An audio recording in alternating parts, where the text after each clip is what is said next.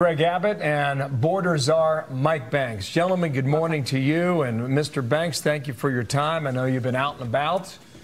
What have you seen out there, and what do you think the American people need to understand from your experience, sir? So there are two things that people need to understand. One is, I think that was Brandon Judd that you were give you some comments earlier. And so Brandon Judd was spot on in this regard, and that is we need the policies that were put in place by the Trump administration. Remember this. 3 years ago, we had the lowest number of border crossings in decades because the Trump administration put it in place to remain in Mexico, Title 42, in catch and release. They built a wall, and they sent a message that illegal immigration is not going to be tolerated in the United States. If Biden had not eliminated all of those policies, we would not be having the catastrophe that we have today. Well, you're probably right about that. If I could, Governor, the question was directed to Mr. Banks, and I just want our audience to know. Got it. I believe this is the first time you've done a television interview. So we welcome you here to America's Newsroom. And when we what we understand about your job and your duties, that you're up and down the border every day, 7 days a week and 52 days, 52 weeks a year. What does America need to understand about what you have seen and what Texas is going through, sir? Well, thank you. And so what Texas needs to see, or what the America needs to see and understand, is this crisis has been created by the administration, right? 24 years of Border Patrol prior to coming to work for the governor. And the fact is that until they stop catch and release, until there's a consequence for actions for someone entering this country illegally, they're going to continue to come. The Border Patrol needs to be allowed to do their job and take enforcement and return people back to the countries. And what it's doing to Texas, the second part of your question, is it's absolutely devastating Texas and the communities in Texas. We cannot continue to sit back and allow the federal government to allow thousands upon thousands of people into Texas, and for the rest of the United States, for that matter. Most of those migrants are going to continue on forward into the United States. This is a federal government problem, and Texas is standing up to try to do what the Biden administration is refusing to do.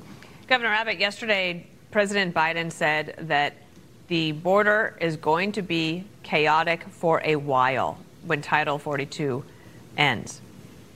How do you think he defines for a while?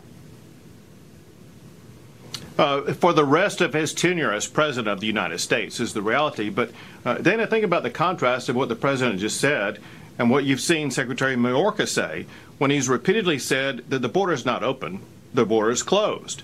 And it's nothing but a lie. The fact of the matter is the border has been open under the Biden administration, is entice people to come here illegally, and that process will continue unless and until, as Mike Banks said, the federal government will start to enforce Title 8 of the United States laws that allows the United States to return back to the country of origin those who are coming across the border illegally. And Mr. Banks, one of the things that we're curious about is, I think a partial solution has been this barbed wire that has been placed in certain places that we've seen some video of that. Is that helping?